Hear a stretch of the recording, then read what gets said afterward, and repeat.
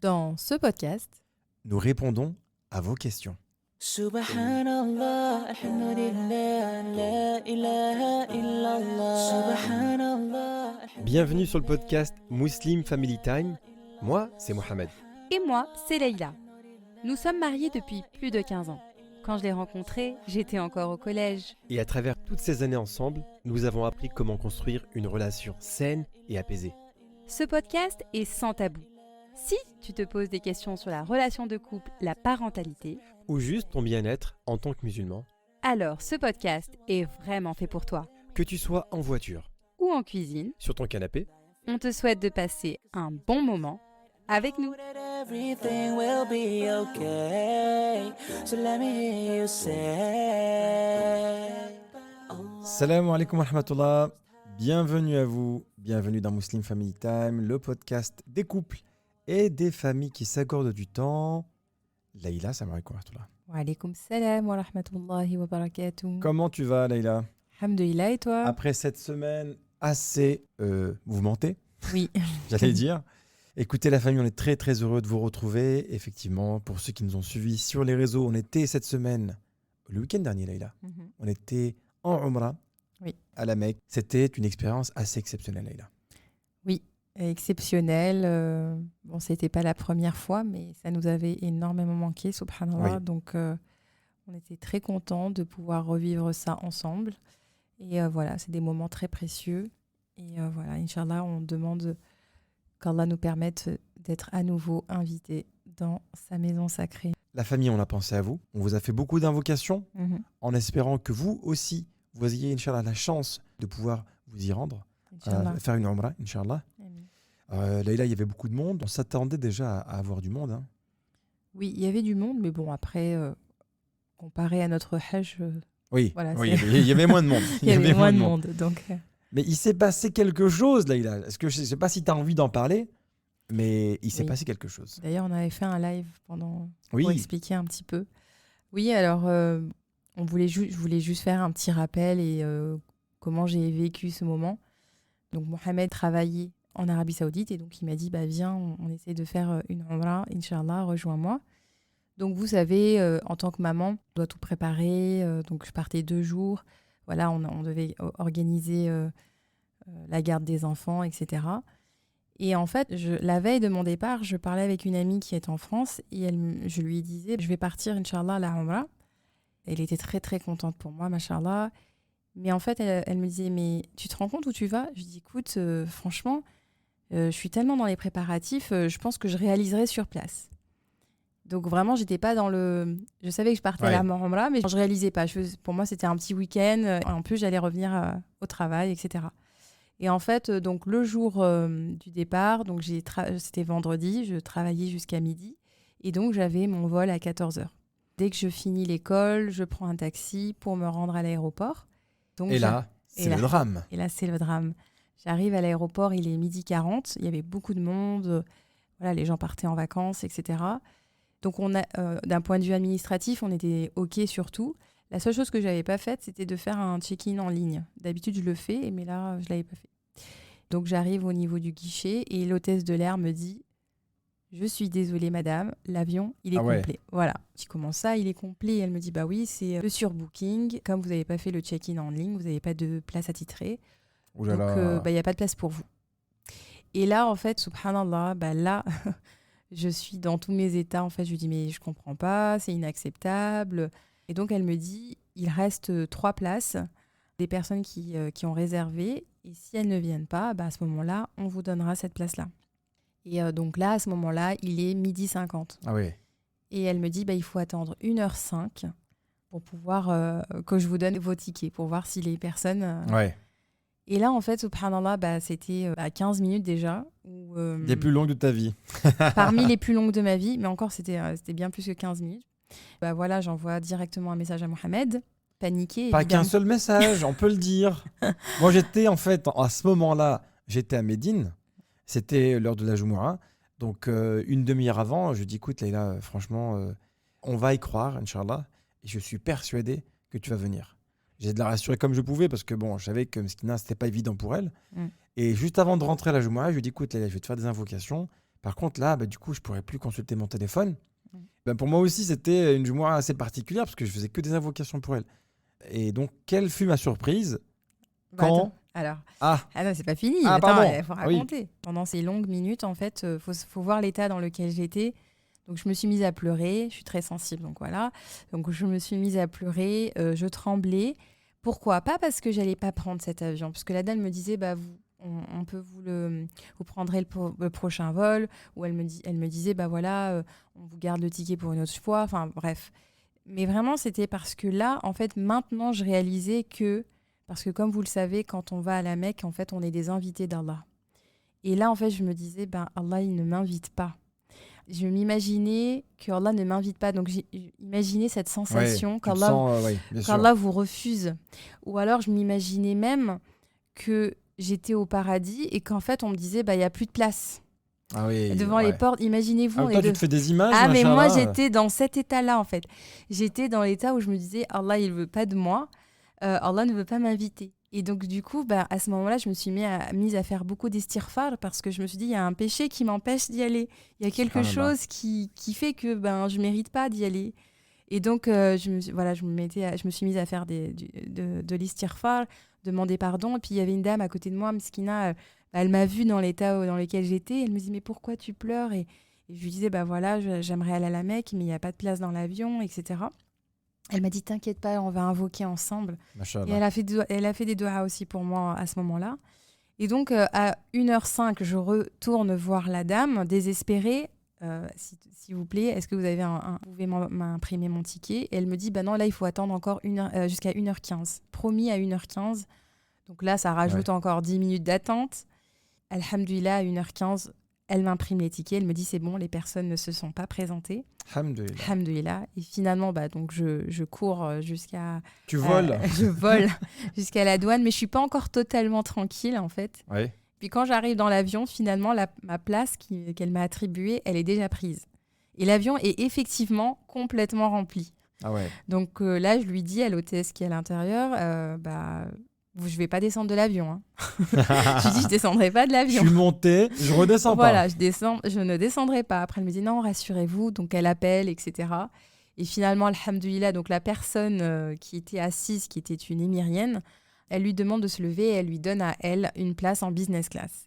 Et moi, je m'assois à ma place. Très bien. Mais voilà, je sais que quand j'ai raconté cette histoire, beaucoup de monde m'ont dit mais c'est pas possible, pourquoi toi, tu n'as pas eu la place en business class, etc. Pourquoi t'as pas râlé? Mais en fait, à ce moment-là, subhanallah, j'étais tellement reconnaissante d'avoir une place. Bien sûr. Et j'étais tellement dans l'optique que même si j'avais une place en soute, je serais contente. Donc, alhamdoulilah. Voilà. Écoute, Leïla, c'est une très, très belle histoire. Moi, je trouve qu'il y a beaucoup d'enseignements. Oui. Et effectivement, tu as été reconnaissante. Même si tu avais été dans la soute, comme tu as dit, tu te serais infiltrée et tu aurais été très heureuse de voyager. Quoi. Tu es heureuse parce que tu as été invitée par Allah. Et effectivement, tu as eu l'occasion de pouvoir venir à temps. C'était une très belle Umrah. On se fera un plaisir, Inch'Allah, de pouvoir faire un jour un podcast sur comment faire une Umrah. Le Hajj aussi. Le Hajj également, mais surtout donner des bons plans parce qu'il y a beaucoup de questions qui sont revenues sur comment faire pour le visa, pour l'avion, pour l'hôtel. On prendra le temps, Inch'Allah, pour parler de ça en détail. Oui. Et je voulais juste terminer en disant que du coup, j'ai bien savouré cette Umrah. Quand j'ai vu je suis arrivée au niveau du Haram et que j'ai vu donc la mosquée, je me suis effondrée en larmes. Là, j'ai été vraiment très reconnaissante d'être de retour dans la maison d'Allah. Tu t'es dit qu'en fait, j'aurais pu ne pas y être. Exactement. Ouais. Moi, mais là, si tu n'avais pas été là, tu l'aurais fait tout seul, c'est tout. Non, je t'aurais attendu. Mais non, tu l'aurais fait tout seul. Je l'aurais fait tout seul. Oui, c'est ça que tu aurais fait. Non, mais j'aurais fait des invocations pour toi. Oui, ça, j'en doute pas. Voilà, j'aurais fait des invocations pour toi, évidemment. Et même d'ailleurs, j'en ai fait pour toi, même quand on était là-bas. Oui. Donc, voilà. T'en fais toujours. J'en fais toujours parce que je suis obligé. Alors, on continue. On continue la famille parce qu'on a pris un petit peu de retard déjà. Il y a beaucoup de choses à vous dire dans ce podcast. C'est un podcast, comme vous le savez, très spécial. Nous n'avons pas de thème dans ce podcast. On va simplement répondre à vos questions. C'est ça. Et on vous avait demandé il y a quelques temps de nous envoyer des questions en format audio. Et donc là, c'est notre premier podcast, là, où on va écouter d'autres voix que les nôtres, hormis les invités. Exactement. Hormis des invités, oui. En tout cas, j'espère que ça va encourager, parce que si ce type de format vous plaît, on pourra poursuivre de temps en temps ce type d'épisode. Il faudra juste nous dire si ça vous plaît, Inch'Allah, et si ça vous motive aussi à poser vos questions. Voilà, très bien. Alors avant de passer aux questions, on va aller lire un commentaire, Leïla, qui nous a été envoyé cette semaine. Pas cette semaine, il y a très longtemps, Oui. par une sœur qui s'appelle Mamine. Exactement. Salam alaikum la Muslim Family. Barakallahu fikoum pour ces podcasts. Depuis que je vous ai découvert, chaque jour, j'en écoute 1 ou 2. Merci pour votre bonne humeur, votre sincérité et surtout votre transparence. J'écoute, je me questionne, j'apprends et bien évidemment, je note merci pour ces petites billes que vous nous transmettez. D'ailleurs, vous avez réussi à me faire passer du rire aux larmes durant certaines écoutes. Je vous écoute avec mon petit de 4 mois et le soir, je fais des résumés à mon mari. Qu'Allah vous rétribue et vous préserve. PS, j'ai laissé un commentaire juste pour que vous le lisiez. Voilà. Merci beaucoup, Mamine. Qu'Allah vous récompense pour ce beau commentaire. Vous écoutez donc ce podcast avec votre enfant qui a 4 mois. Maintenant, il doit avoir... Non, parce qu'elle a envoyé Là, ça oui, en là, décembre. maintenant, il est adolescent. Non, il doit avoir 8-9 mois, je pense. Ouais, machallah. Machallah. On l'embrasse. On passe un grand salam à votre mari également qui doit nous écouter, je l'espère. Et je trouve ce commentaire très sincère et très beau, machallah. Que vous rigolez beaucoup. C'est un peu normal, mais il y a aussi des gens qui sont émus. Et je trouve que c'est beau de ressentir de l'émotion dans nos podcasts. Le but, c'est pas forcément de faire rire les gens ou de les faire pleurer, mais c'est simplement de retranscrire une certaine sincérité et retranscrire également notre quotidien, quoi. C'est ça. Très bien. Alors la famille, avant de commencer ce podcast, n'hésitez pas, Inch'Allah, ceux qui nous écoutent sur YouTube, à vous abonner, évidemment, parce que vous êtes nombreux à le faire. Et pour ceux qui nous écoutent sur d'autres plateformes, n'hésitez pas à également mettre une petite notation de 5 étoiles, car là vous récompense. Leïla, on va commencer maintenant par les questions audio. C'est dans le podcast numéro 36. On commence. La première question, Leïla, elle nous a été envoyée par une sœur qui s'appelle Noussaïba. Alors on va écouter son message. Salam alaikum Mohamed et Leïla. Déjà je profite pour vous dire de vive voix que je suis une très grande fan de votre podcast. Barakallahu fikoum pour tout ce que vous nous apportez. Alors ma question est la suivante. Est-ce que ça vous est déjà arrivé d'avoir ce qu'on appelle communément une baisse de foi, ou qu'un de vos enfants par exemple se désintéresse un peu de la religion, et comment vous procédez ou vous avez procédé dans ce cas-là? Quels seraient vos conseils? Voilà, je vous remercie. Merci beaucoup, Noussaïba, Barakallahu fik pour ce message et ces questions. Je trouve qu'elles sont très intéressantes. Leïla, qu'est-ce qu'on peut dire? Alors déjà, je laisse Leïla répondre. Déjà, elle s'adresse à nous en nous demandant si ça nous est déjà arrivé, la baisse de foi. Une baisse de foi? Jamais de la vie, Leïla. Voyons. Alors, il faut déjà savoir que la baisse de foi, elle arrive à tout le monde. En fait, ça fait partie de la nature humaine. On est des êtres qui oublions. On est des êtres qui ont un besoin constant de se rapprocher d'Allah. On est des pécheurs. On est des pécheurs. L'être humain, le fils d'Adam, est pécheur. Exactement. Et c'est pour ça qu'Allah il nous demande de nous repentir, parce que nous sommes pécheurs. Exactement. Ensuite, concernant nos enfants, évidemment, c'est pareil. En fait, ils ont aussi leur période où ils sont beaucoup plus axés sur la pratique, qui vont lire plus de Coran, où ils vont apprendre davantage. Et puis, il y a des périodes où, évidemment, il faut leur faire le rappel également, comme nous, on a besoin d'un rappel aussi. Il faut savoir que la foi, c'est quelque chose qui doit être préservé, c'est quelque chose qui doit se cultiver.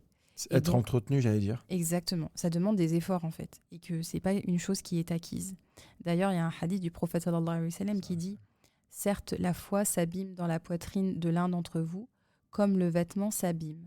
Ainsi, demandez à Allah de renouveler la foi dans vos cœurs. » Donc vraiment, c'est une invocation qui doit être faite en demandant à Allah maintienne notre foi et qu'il la renouvelle, parce que c'est lui qui détient les cœurs. Premier point, c'est d'identifier en fait les causes de cette baisse de foi. On l'a dit, c'est quelque chose de tout à fait normal, mais il faut savoir que la baisse de foi est le résultat de nos péchés.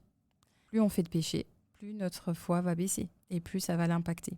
Et donc, plus on est dans la désobéissance et plus on s'éloigne d'Allah. On s'éloigne d'Allah, exactement. C'est surtout de se demander en fait quelles sont les causes qui pourraient emmener à cette baisse de foi. Demandez-vous... si c'est les fréquentations, si c'est les activités qu'on fait pendant son temps libre, par exemple. Voilà, Tu est-ce que par exemple, voilà, quel est le lien que vous entretenez avec Dieu à ce moment-là? Est-ce qu'au contraire, vos activités, elles vous éloignent d'Allah? Est-ce que vous êtes beaucoup dans la perte de temps ou dans des choses qui sont futiles et qui éloignent? Ou au contraire, vous utilisez votre temps de façon utile et efficace? Oui, Aussi, demandez-vous comment vous nourrissez votre foi au quotidien. Qu'est-ce que vous faites? Est-ce que vous l'entretenez vraiment? Est-ce que vous contentez des 5 prières? Est-ce que au contraire, vous avez besoin de la cultiver autrement? Notamment, est-ce que vous écoutez des rappels aussi? Voilà, ouais. écoutez des rappels de savants, des rappels sur YouTube. Est-ce que vous faites de la souvenance? Voilà, est-ce que vous faites de la souvenance? Est-ce que, au contraire, est-ce que vous êtes aussi bien entouré, comme tu as dit, Mohamed, sur les fréquentations? Tu vois, c'est important Oui. de voir. Être dans un cercle de personnes qui se rapprochent d'Allah, des fois où une personne est loin d'Allah, généralement, elle regarde son cercle d'influence et se rend compte que les personnes qu'elle a autour d'elle ne sont pas les bonnes. Tu vois? Mm. Si on prend l'exemple du Ramadan, en i'tikaf, où on est 10 jours à la mosquée avec les frères, on sent tout de suite que la foi, elle monte, tu vois? Mm. Parce que tu es dans un cercle, tu es dans un environnement qui est totalement adéquat, Oui, qui est comme la optimal. Umrah. Exactement, comme la La Umrah, Umrah, machallah. on revient de la Umrah. Comment ne Franchement. pas avoir la foi là-bas, quoi? Oui. Enfin, je me demande parce que vraiment, on est tous unis avec la communauté dans un même objectif qui est l'adoration d'Allah. On est tous unis à ce moment-là dans l'essence même de ce pourquoi on a été créé, sûr. l'adoration. Et donc vraiment, subhanallah, là, toute notre journée, surtout là-bas, toutes nos journées, elles sont orientées vers l'adoration d'Allah. Donc, alhamdoulilah, on C'est sent vrai. bien qu'on est renforcé au niveau de la foi. Mais il faut voir ce que l'on fait au quotidien pour entretenir cette foi. Ensuite, un des autres points donc, quand on a identifié les causes de la baisse de foi, la deuxième chose à faire, c'est surtout demander pardon à Allah, de faire le repentir et d'invoquer, demander l'aide d'Allah de nous maintenir fermes sur sa voie. Et donc ça, c'est vraiment c'est nécessaire pour pouvoir avancer. Et enfin, je dirais que faut passer à l'action, c'est-à-dire essayer de réintroduire une petite routine religieuse qui pourrait être de visionner un rappel, de lire une page de Coran. Peut-être qu'au début, ce sera de la lourdeur dans la reprise de cette routine, mais Inch'Allah, il faut invoquer et continuer à invoquer et à persévérer dans cette voie parce qu'après, avec le temps, Inch'Allah, ça deviendra une légèreté et même un plaisir, j'ai envie de dire. La routine religieuse, je pense que c'est une des clés, Leïla, parce que quand tu passes du temps à te rappeler d'Allah, ton cœur, il se raffermit. Exactement. Quand tu Il se passes revivifie, je dirais même. revivifie, et surtout, en fait, il y a une certaine douceur dans ton cœur. Mm. La douceur de la foi, en fait, elle est réintroduite avec le temps que tu passes avec le Coran, avec les rappels, en regardant par exemple des vidéos de rappels, machallah, qui sont très touchantes, et qui te refont revivre ton cœur, quoi. Vibrer ton cœur, exactement. Mhm. exactement. C'est vrai. Merci beaucoup déjà à la sœur Nusaïba pour cette question. On espère y avoir répondu. Je pense qu'on a fait un petit peu le tour de la question. Après, c'est vrai que pour les enfants, il faut savoir que pour encourager les enfants, en fait, comme on l'a souvent dit dans nos podcasts, ça passe beaucoup par l'exemple. Et puis aussi beaucoup par la communication avec les enfants. Il y a des moments, il y a des périodes, comme on vous le dit, où c'est normal que les enfants, on soit amené à leur rappeler, par exemple, de se lever pour aller faire la prière. Ça, c'est évident, c'est normal, en fait. Ça dépend aussi de l'âge des enfants aussi. Oui, ça dépend aussi de l'âge des enfants. Il y a des... Si ton enfant il a 35 ans, bon, c'est un peu problématique, évidemment. Non, mais je pense qu'elle avait des enfants plus jeunes. Mais en tout cas, il y a aussi, c'est très très important, c'est de communiquer avec ses enfants, surtout par rapport à ça. De leur expliquer la finalité. Exactement. Voilà. De ne pas leur dire, t'as fait ta prière, Mm. et de leur dire que quand tu vas faire ta prière, tu vas remercier Allah pour telle et telle chose que tu as eue. Exactement. Et donc, il faut qu'ils comprennent en fait pourquoi ils font cette chose-là. Tout à fait. Si tu leur demandes d'avoir une pratique religieuse vidée de sens, ça va être très lourd pour eux. Exact. Alors, on va passer à la question suivante, Leïla, qui nous a été envoyée par un frère qui s'appelle Badr. D'accord. Alors, on va écouter ces questions. Salam alaikum. Écoutez, déjà, qu'Allah vous bénisse. J'espère que vous allez bien, vous et votre famille, et qu'Allah vous préserve. Donc, j'aurais c'est une question et un conseil de votre part, Inch'Allah, par rapport au mois de Ramadan qui arrive. Pour le gaspillage alimentaire, Même si je pense que tout le monde est conscient qu'il ne faut pas en faire, mais le rappel fait toujours du bien. Et surtout sur la surconsommation. Chez nous, déjà, les Maghrébins et même les gens de l'Afrique en général, je ne sais pas dans les autres pays comment ça se passe, et que voilà, on surconsomme trop pendant le mois de Ramadan, qui arrive bientôt, Inch'Allah, alors que c'est un mois où c'est pas alimentaire, et même les non-musulmans nous identifient Ramadan égale surconsommation, alimentation et tout. Donc voilà un rappel de votre part, Inch'Allah, sur ça. Parce que voilà, moi chaque année avec mon épouse, on se dit, non, on va pas abuser, on va manger normalement et tout.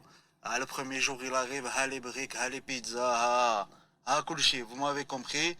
Et voilà, donc le mois de Ramadan, c'est pas un mois voilà, de nourriture, donc un rappel et des conseils sur ça pour pas tomber dans ça.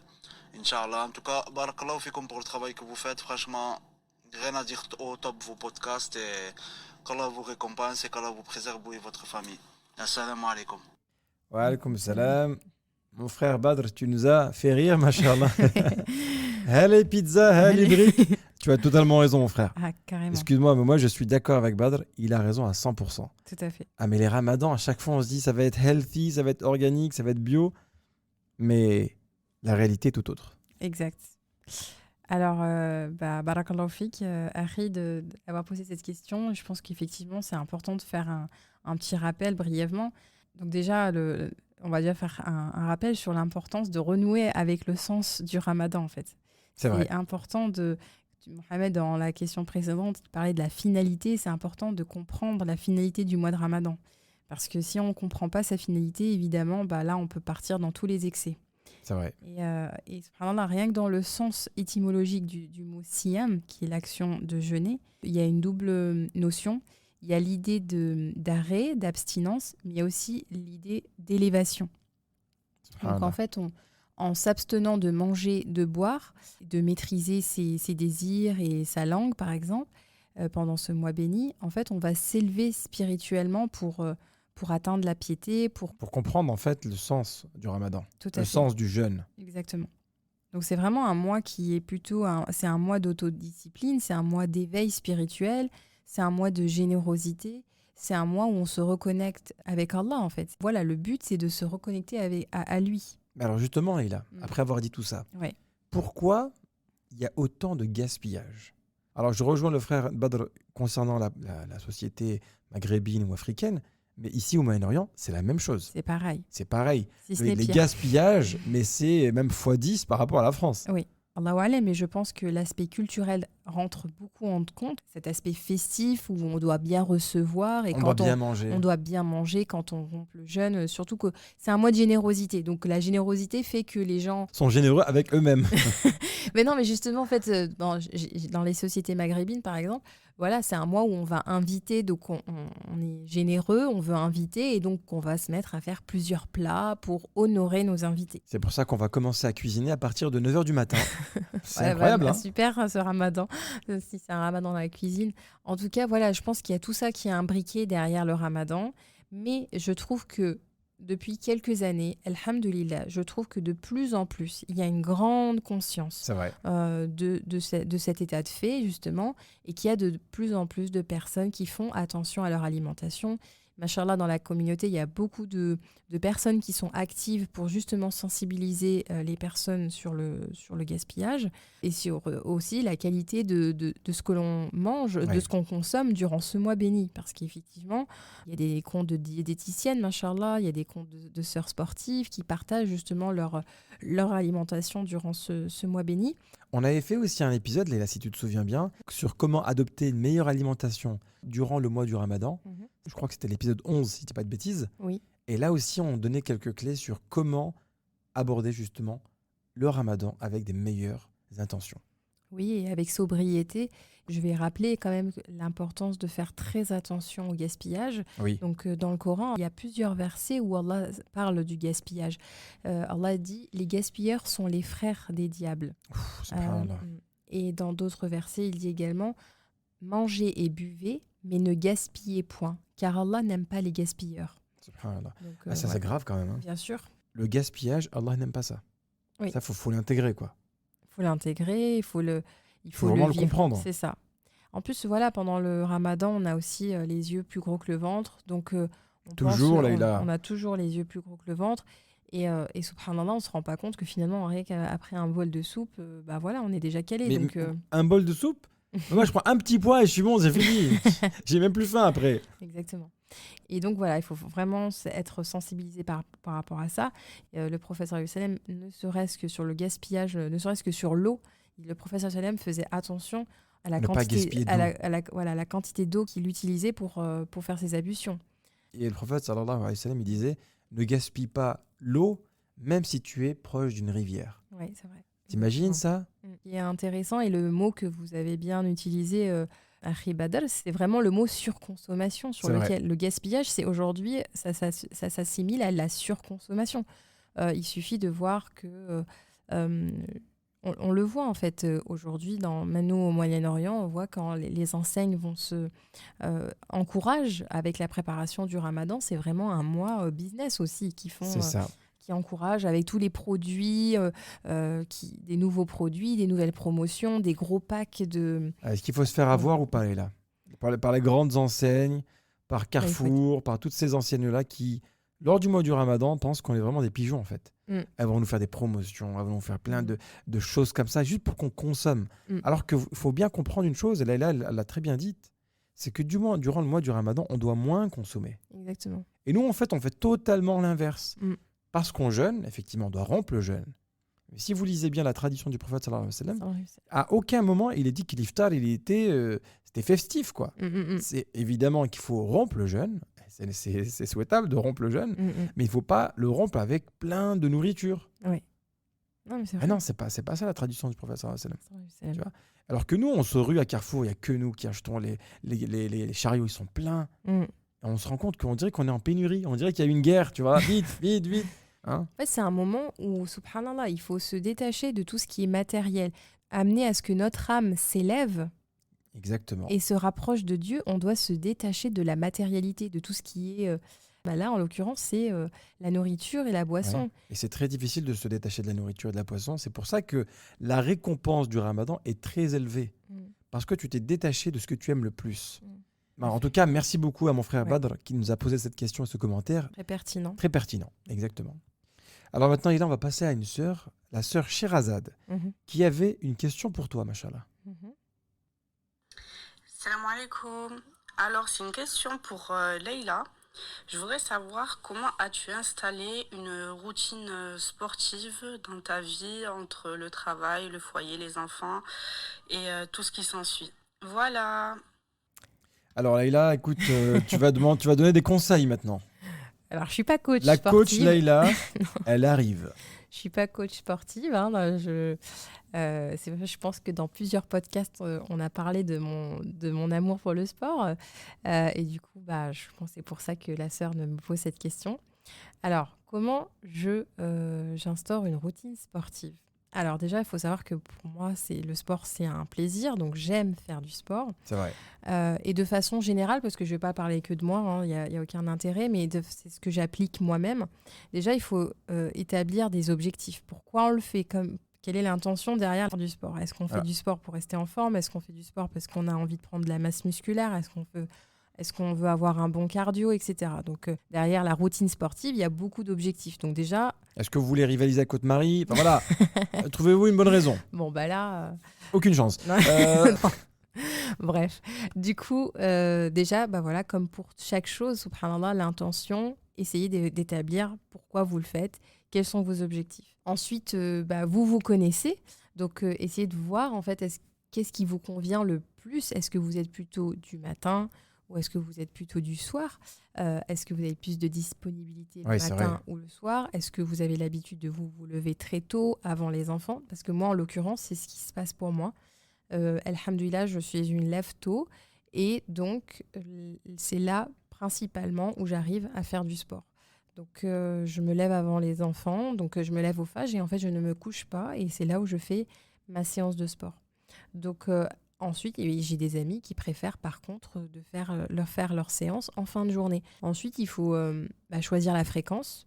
Donc surtout, si vous n'avez jamais fait de sport, faut déjà commencer petit, comme on a déjà parlé de la prise d'habitude, de choisir une habitude qu'on fait. Il vaut mieux une petite habitude qui dure dans le temps plutôt que de de faire beaucoup et ensuite de lâcher. Voilà, Donc- 254 jours, c'est la bonne période. Oui, voilà.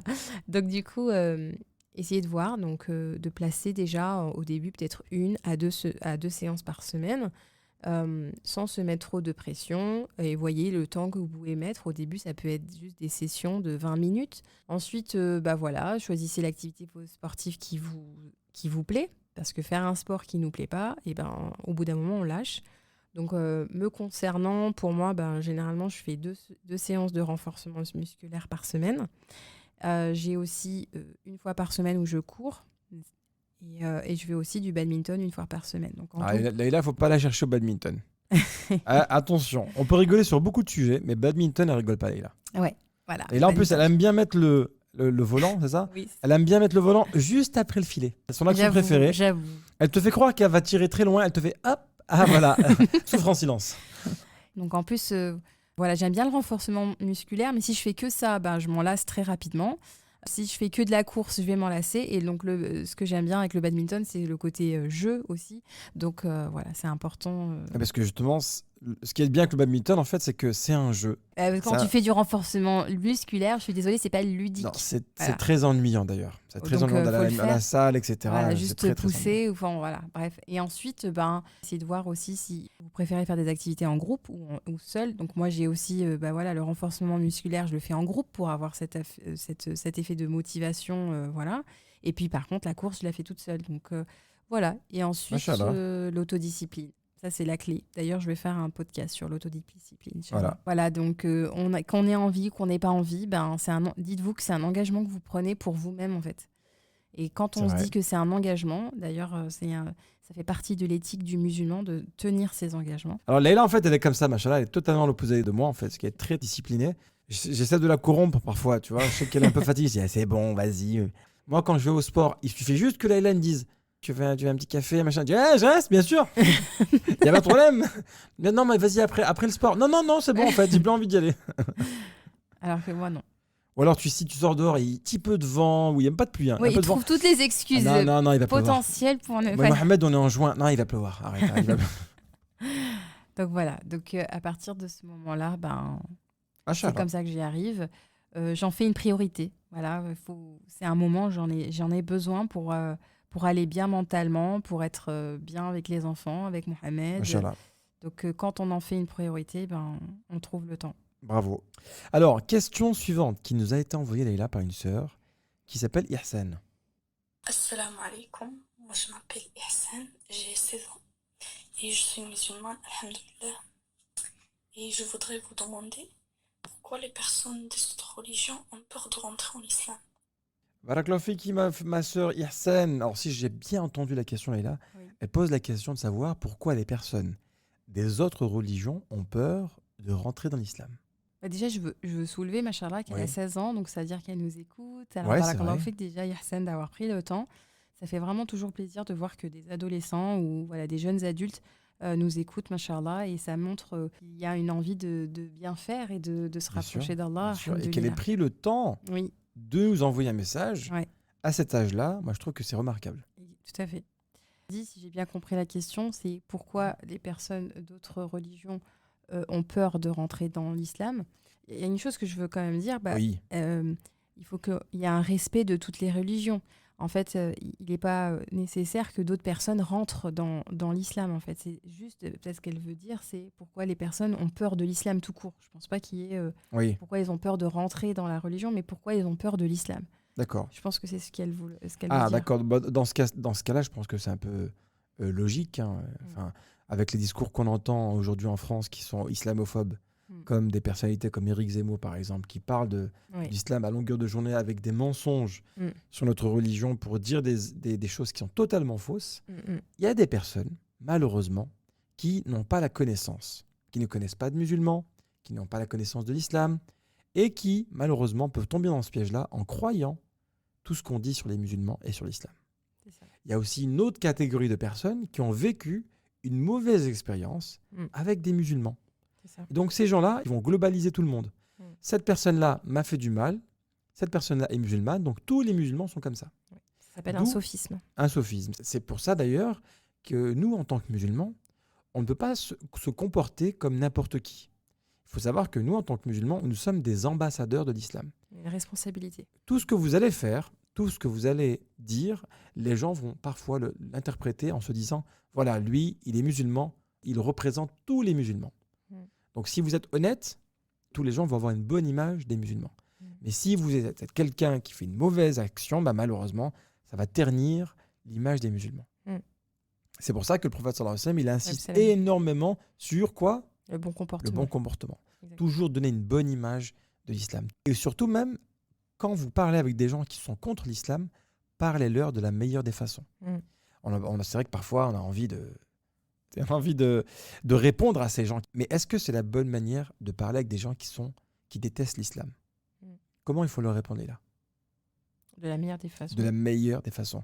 Si vous pensez que ce n'est pas vrai, regardez l'exemple du prophète Moussa alayhi salam. Il était en contact avec qui ? Pharaon. C'est la personne qui est dans le plus bas degré de l'enfer. Le plus bas degré de l'enfer, Pharaon, il est dans ce degré-là. C'est-à-dire que c'est la personne la plus détestée. D'accord ? Allah, dans le Coran, il dit à Moussa alayhi salam, va et parle avec Pharaon de manière douce. Peut-être qu'il va se repentir et revenir vers Allah. Alors vous voyez quand même qu'on est en train de parler de quelqu'un qui est détesté par Dieu et Allah nous demande au prophète Moïse de parler de manière douce. C'est-à-dire qu'on doit transmettre le message de l'islam toujours de manière posée, calme. Il ne faut pas qu'on soit virulent, même avec les gens qui nous détestent. Et c'est comme ça en fait qu'on gagne les cœurs, c'est en ayant toujours un bon comportement. Et si vous suivez la vie du prophète sallallahu alayhi wa sallam, ma sœur Ihsan, si vous lisez la sira du prophète sallallahu alayhi wa sallam, il s'est comporté, le prophète sallallahu alayhi wa sallam, avec des gens qui étaient ses ennemis, des gens qui lui ont fait du mal, de la meilleure des façons. Et c'est comme ça qu'il a gagné des cœurs. Avec le bon comportement, on change tout. On doit chacun faire un petit effort à notre niveau. Avec notre voisin, avec nos collègues, avec vos camarades de classe, toujours donner le bon exemple de ce qu'est une bonne musulmane, de ce qu'est un bon musulman. D'ailleurs, le ramadan approche. Je me rappelle très bien d'une très belle initiative des musulmans en Australie qui avait contribué à changer beaucoup de choses au niveau de la perception de ce qu'est les musulmans. Ils avaient invité pendant chaque nuit du ramadan un voisin non musulman. Tu vois ? Et ils avaient en fait permis à beaucoup de familles non musulmanes de découvrir ce qu'était le ramadan parce qu'il y a beaucoup de gens qui ne connaissent pas l'islam. Ils ont peur de l'islam, ils ne le connaissent pas. Ils voient simplement des choses via la télévision, ils se disent c'est ça les musulmans. Mais cette voisine qui vous déteste, on va l'appeler Jacqueline, voilà, si vous l'invitez un jour et vous lui dites voilà Jacqueline, je voudrais vous inviter, c'est le ramadan, à venir partager avec nous un iftar, un ftour, comme on dit chez nous, et que durant ce ftour, on peut discuter de tout. Si vous avez des questions sur l'islam, ça sera avec grand plaisir. Vous pouvez contribuer à changer pas mal de choses. Voilà. Barakallahu fik, Ihsan, et on passe à la question maintenant d'un frère qui s'appelle Mohamed et qui nous pose une question sur le mariage, Leïla. Assalamu alaikum Mohamed et Leïla. Alors ma question, ça va être la suivante. Comment mêler un mariage religieux aux traditions et aux cultures ? Barakallahu fikoum pour tout votre travail et continuez comme ça. Merci de nous accompagner tous les dimanches. Mashallah, très belle question. Barakallahu fik, mon frère Mohamed. Comment peut-on allier, Leïla, un mariage religieux avec les coutumes et les traditions ? Alors, c'est une très belle question.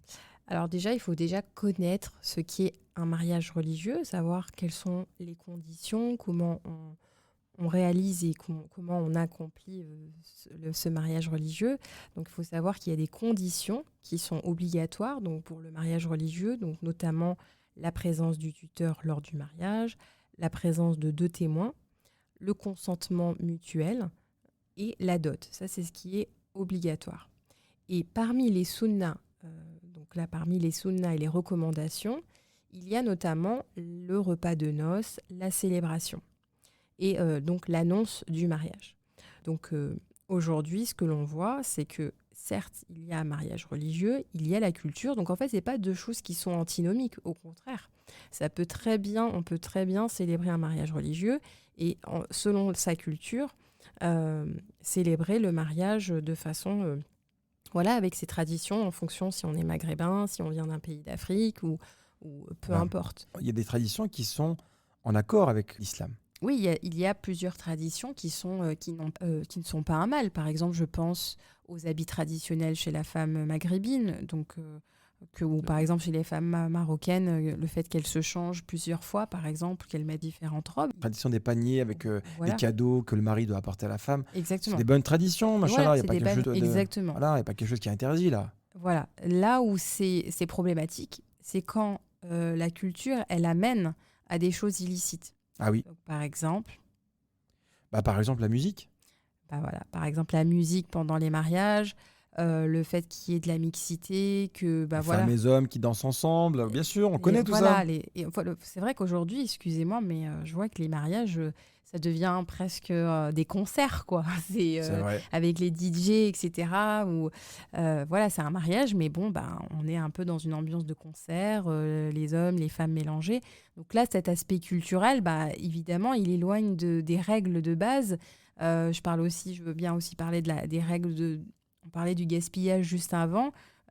Aujourd'hui, les mariages sont c'est tellement dans les détails et tellement dans Le paraître. dans le paraître, voilà, tout à fait, il y a du gaspillage, il y a de la surconsommation. Bien sûr.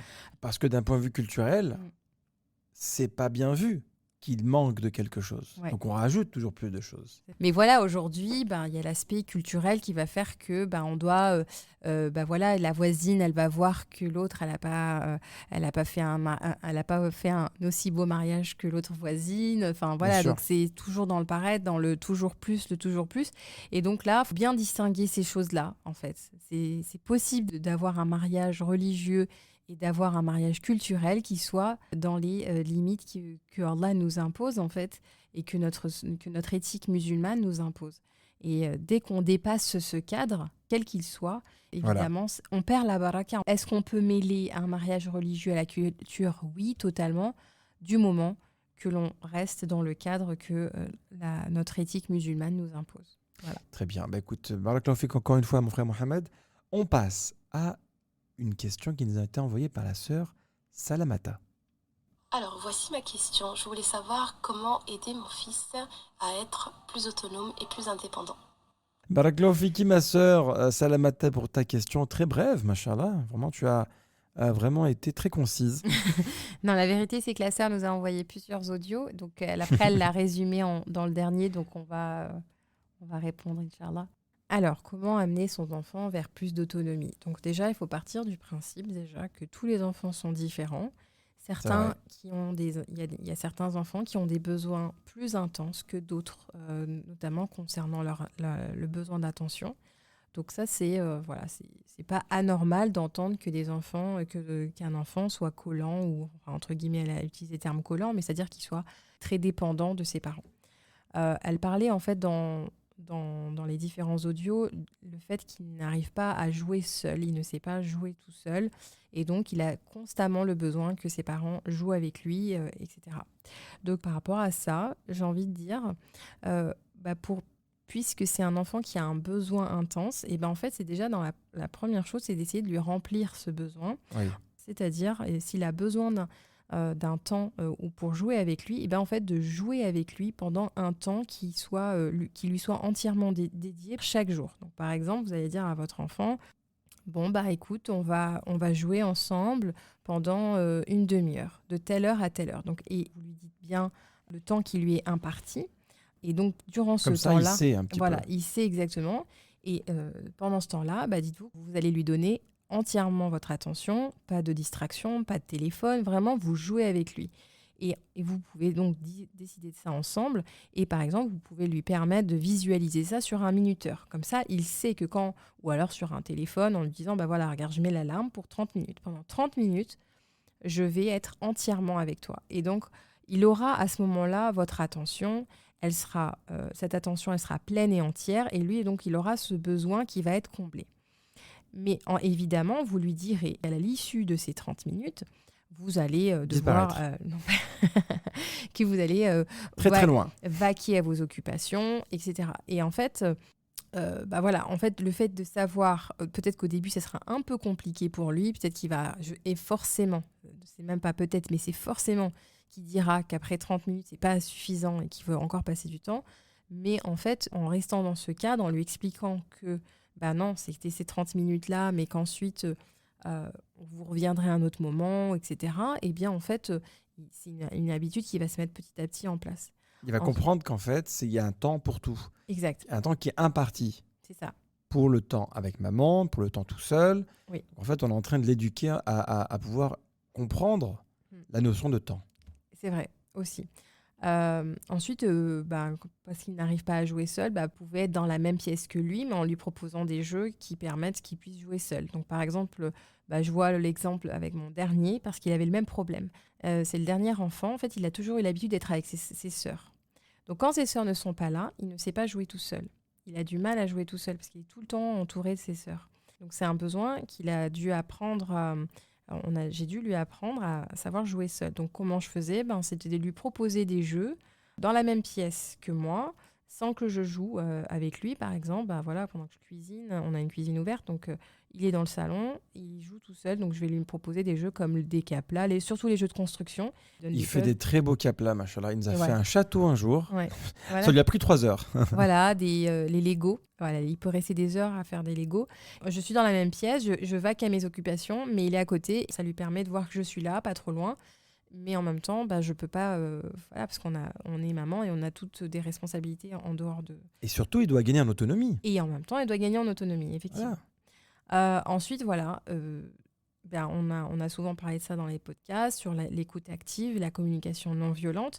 Lui dire que oui, je sais que tu veux que je joue avec toi, et à ce moment-là, vraiment le regarder, se mettre à son niveau, lui dire je comprends, j'aime passer du temps avec toi, j'aime être avec toi, mais à tel moment je ne peux pas, je pourrais à tel autre moment, et surtout s'y tenir et pas lancer des promesses qui ne seront pas tenues. Ça, c'est très très important d'honorer sa parole, surtout avec les enfants. Et donc, de lui dire, là, je ne pourrais pas, mais je pourrais à tel moment, comme tu sais, tu te rappelles, la dernière fois, on a mis le minuteur, et à telle heure, on pourra, etc. Et donc, ça va... Il y a aussi une chose, c'est que parfois, en tant que parent, c'est un peu normal, on a peur que son enfant s'ennuie, tu vois, ou on a peur que son enfant se sente mal à l'aise d'être seul, tu vois. Et en réalité, l'ennui et la solitude pour un enfant, c'est formateur. C'est que durant cet ennui-là, durant cette solitude, il va pouvoir imaginer des choses. Il va développer son imagination. Il va développer de l'imagination. Il va pouvoir créer des choses. Après, je ne sais pas exactement quel âge a votre enfant, mais en tout cas, c'est des phases de développement qui sont tout à fait normales. Ça ne m'étonne pas qu'un enfant soit plus ou moins dépendant en fonction de là. Il y a des périodes comme ça. Ils ont un réservoir affectif à remplir et il y a des périodes où ils en ont besoin beaucoup plus. Donc, il faut prendre aussi son mal en patience, entre guillemets. Il ne restera pas toujours collant et je pense que plus tard, on regrettera ces moments quand on verra que ce sont des hommes bien accomplis. Donc savourer quand même ces petits moments, même si je sais qu'au quotidien, c'est pas évident de jongler entre ses responsabilités et les besoins des enfants. Ouais. Voilà. Mais l'exemple que tu as donné d'Ayman est très parlant parce que Ayman aime beaucoup jouer tout seul. Souvent, je rentre dans sa chambre et il fait un capla tout seul. Oui, c'est vrai. Et je le regarde, je fais, qu'est-ce que tu fais, Ayman? Il dit, je fais un petit château. Bravo mon enfant, bravo, c'est bien ça. Ouais. Mais il a appris, c'est une compétence qu'il a dû apprendre parce que comme je le disais, effectivement, je me retrouve un peu dans cet exemple-là, c'est que vraiment, il était comme ça. Il n'arrivait pas à jouer tout seul, il ne supportait pas d'être tout seul dès que ses sœurs partaient à l'école et que lui, il était encore à la maison. C'était vraiment pas évident, il me collait partout, il me suivait dans toute la maison. Maintenant, il aime bien aussi jouer tout seul ou avec du monde autour de lui. Oui. Donc il prend ses jouets, il va dans le salon, il commence à faire un truc, tu vois. Donc là, je vois qu'il a une bonne attention, donc il joue, on est autour de lui. Je pense qu'il y a beaucoup de parents qui vont peut-être se reconnaître dans cette question-là. Il y a beaucoup de parents qui ont des enfants qui sont collants. C'est un peu péjoratif de dire que les enfants sont collants. J'ai envie de dire que c'est des enfants qui sont aimants. Voilà, sont très aimants. Très aimants. C'est mignon. C'est des aimants, mais très aimants, tu vois. Il a les images, on a dit qu'on arrêtait. Mais ça marche. C'est vrai. Le magnétisme entre les parents et les enfants, c'est beau, machallah. Le pouvoir d'attraction des parents. C'est vrai qu'une maman, elle a toujours aussi envie d'être collée avec son fils, c'est normal. Ça dépend des mamans. Ça dépend des mamans. Alors, là, on a fait le tour des questions, machallah. Il y a pas mal de... On en a reçu d'autres, la famille, on s'excuse. On ne va pas toutes les mettre, on est vraiment désolé. Oui. Mais on a pris celles qu'on pensait qui étaient vraiment le plus intéressantes et qui revenaient souvent d'ailleurs. Maintenant, on a reçu aussi, Leïla, Tu veux qu'on réponde à 2 questions? On a reçu une question qui a été envoyée par écrit et non en audio. Et c'est une question qui me semble importante d'aborder parce que je pense que c'est quelque chose que tout le monde rencontre aujourd'hui. C'est vrai. Et c'est une question d'une sœur qui nous dit qu'en fait, son mari est accro à son téléphone. Et donc, qui est dépendant de son téléphone et elle en souffre énormément. Et du coup, je voulais en discuter puis je voulais avoir ton point de vue, Mohamed. Accro à son téléphone, Ouais, ça il est veut accro. dire quoi en fait? Ça veut dire qu'en fait, il passe énormément de temps sur son téléphone. Et donc, évidemment, quand on a en face de soi quelqu'un qui est tout le temps sur son téléphone, donc on n'a pas son attention, on n'a pas... L'addiction au téléphone, elle a un nom, elle s'appelle la nomophobie. Oui, c'est Voilà. vrai. C'est vrai. En fait, c'est une névrose qui d'ailleurs devrait être prise très, très au sérieux parce qu'on est complètement, mais complètement addict et obnubilé par son téléphone. C'est On ça. peut rien faire d'autre qu'être avec son téléphone. On se sent mal sans son téléphone. On a même envie d'aller aux toilettes avec son téléphone, excusez-moi.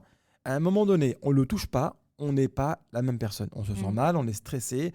Comment on peut décrocher, Leïla? En fait, là, moi, ce qui me marque, c'est pas tellement qu'une personne nous dit « excusez-moi, je suis addict au téléphone », c'est Ah, que oui. c'est la femme qui dit que du coup, elle doit subir en fait cette addiction. Ça. C'est un homme qui ne doit pas prendre bien soin de sa femme. Pas, Il n'est peut-être pas que attentionné. quand il parle avec elle, il est tout le temps sur son téléphone. Je sais pas, j'ai pas tous les détails, mais j'imagine. Donc, ce que ça. Il faut l'éliminer. Je pense que ce mari, il faut l'éliminer tout simplement. Non, écoutez, déjà, on va se parler franchement. Ouais. On est tous un petit peu addicts au téléphone. Voilà, on va pas se cacher derrière des arbres qui n'existent pas.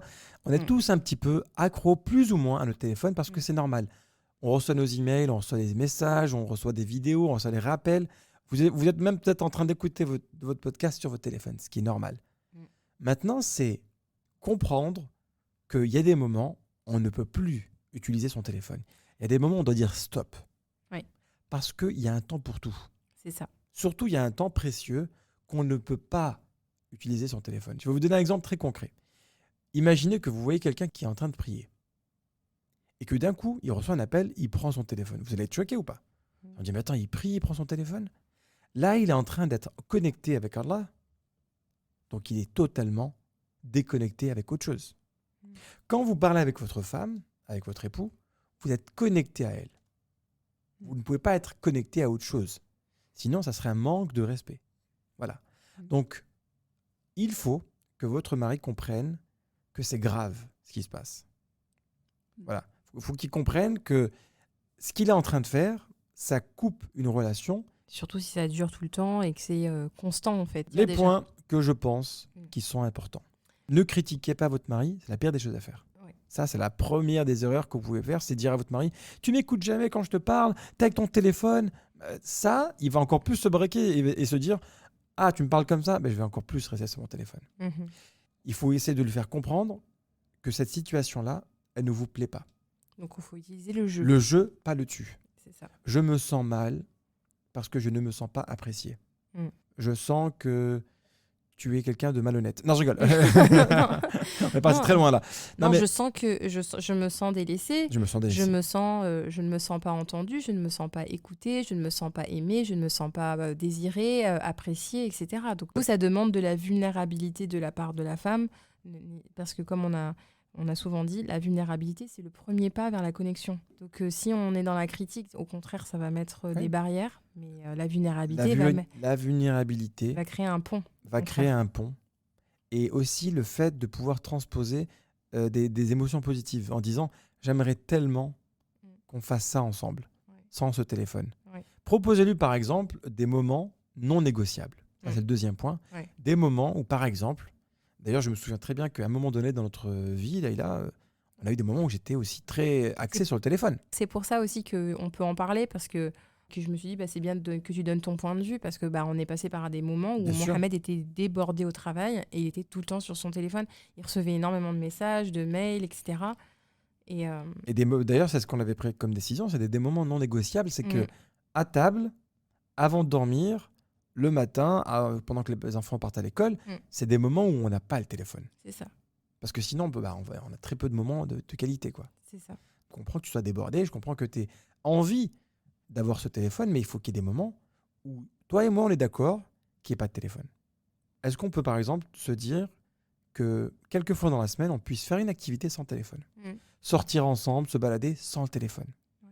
Et vous verrez que votre mari, quand il fera ces activités-là sans le téléphone et que ça se passe bien, que ces moments-là sont joyeux, il va perdre petit à petit cette addiction à son téléphone. Mm. Je me souviens d'une étude qui avait été faite sur des gens qui étaient justement addicts et qui les avaient laissés une semaine sans le téléphone. Mhm. Alors la première journée, elle est horrible.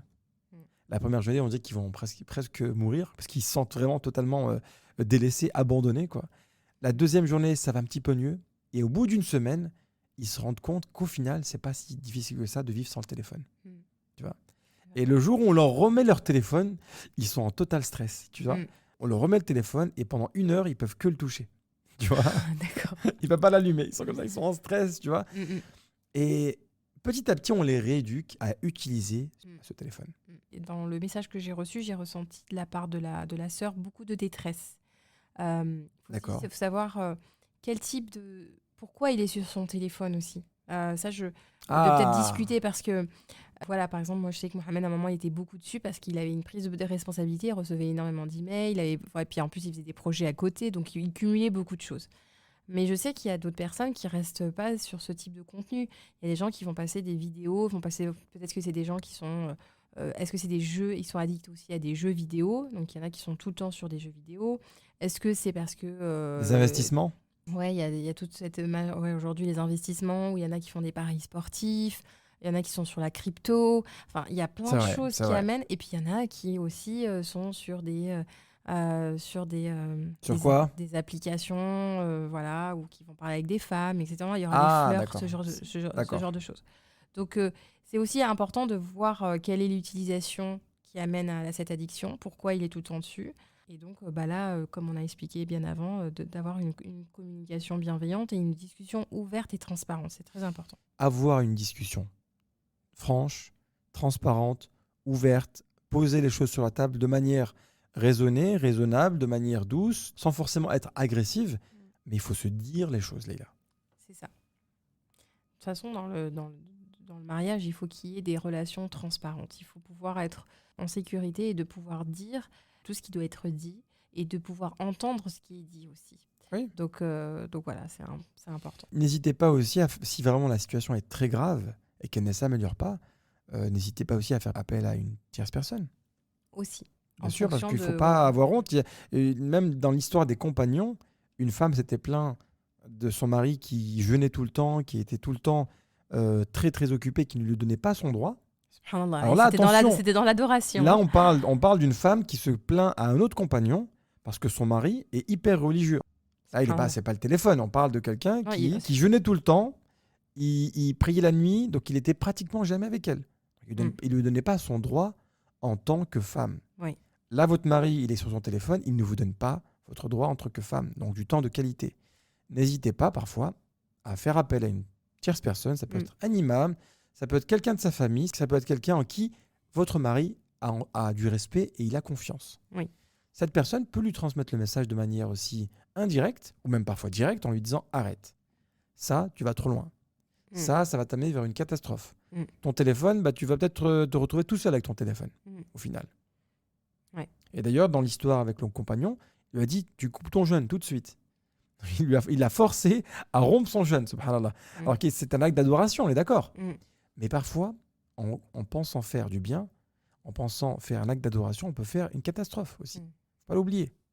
Subhanallah, l'islam, c'est vraiment le juste équilibre. Il y a un temps pour l'adoration, il y a un temps pour la famille, il y a un temps pour soi. Donc voilà.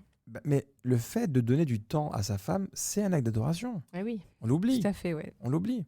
Le fait que tu passes du temps avec ta femme, il y a une baraka. Donc voilà. Moi, je souhaite à cette sœur de pouvoir régler ce problème. On lui fait beaucoup d'invocations.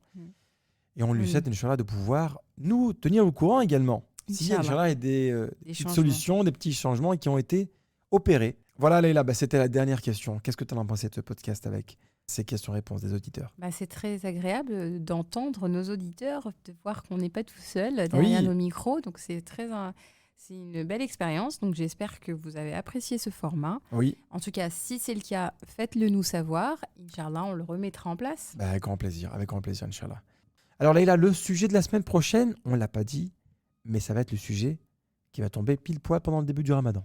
Exactement. Donc, pendant ce mois de Ramadan, Inch'Allah, on abordera toujours des thématiques beaucoup plus spirituelles, évidemment. Et donc, le prochain sujet, Inch'Allah, sera sur le repentir avec un invité spécial, je dirais même très spécial. D'accord, machallah. N'en dis pas plus, Leïla. Il y a beaucoup de questions, Leïla, qui reviennent sur le e-book. Est-ce qu'il est prêt? On reçoit beaucoup de gens qui s'inscrivent sur la newsletter. Quand est-ce qu'ils vont le recevoir? Est-ce qu'il est prêt? Quasiment. D'accord. Donc voilà, il sera prêt avant le Ramadan. Ça, c'est sûr et certain. Mais Comment après, on peut l'avoir, Leïla? Alors, et pour avoir accès à notre e-book, Inch'Allah, cliquez sur le lien que vous trouverez dans la description de ce podcast. Et puis, il suffira d'inscrire votre adresse email et Inch'Allah, il sera directement dans votre boîte mail. Inch'Allah, dès qu'il sera sorti. Dès qu'il sera sorti, Inch'Allah. Mais de toute façon, l'annonce sera officielle, on le transmettra en story et donc vous le saurez sur Très Instagram. bien. Très, très bien. Barakallahu fik, Leïla, pour ce beau travail. On l'a utilisé, la famille. Durant la Umrah, Exactement. on était en train de lire le e-book de Leïla sur les invocations. Il n'y a pas meilleur endroit, Leïla, que de lire à la Mecque pendant la Umrah. Tu as pu le tester, entre guillemets. Exactement, j'ai pu le tester, revoir mes doigts, si Donc, ça passait, si ça passait pas. Il y en a certaines que tu as dû changer ou pas? Ouais, il y avait certaines formulations qui m'ont dérangé quand je les édite, donc du coup, Voilà. j'ai changé. Barakallahu fik, Leïla. Merci pour ce podcast. Merci à à toi. vous. Merci à la famille. Merci à tous ceux qui nous écoutent. Qu'Allah subhanahu wa ta'ala vous récompense. Amin. Merci à vos questions qui étaient très intéressantes. Qu'Allah bénisse vos enfants. Je vois qu'il y a beaucoup de questions qui reviennent sur les enfants. Qu'Allah les protège, Amin. les bénisse, qu'il les fasse grandir. Dans la religion, le Ramadan approche. J'espère que vous allez passer beaucoup de temps de qualité avec eux Inch'Allah. et que vous allez leur expliquer les finalités de tout ce qu'ils font, même le jeûne d'ailleurs, pourquoi on jeûne. Et j'espère également que tous ceux qui sont en couple vont pouvoir résoudre leurs problèmes de couple. Les hommes, et on en a marre de ces hommes qui nous créent des problèmes. Mais vous inquiétez pas, Inch'Allah, les solutions arrivent, elles sont devant nous. On vous souhaite de passer une très bonne semaine, la dernière semaine avant le Ramadan. Inch'Allah. Et on vous retrouve la semaine prochaine en état de jeûne, Inch'Allah. Inch'Allah. À très vite. Salam alaikum wa rahmatullah. Salam alaikum.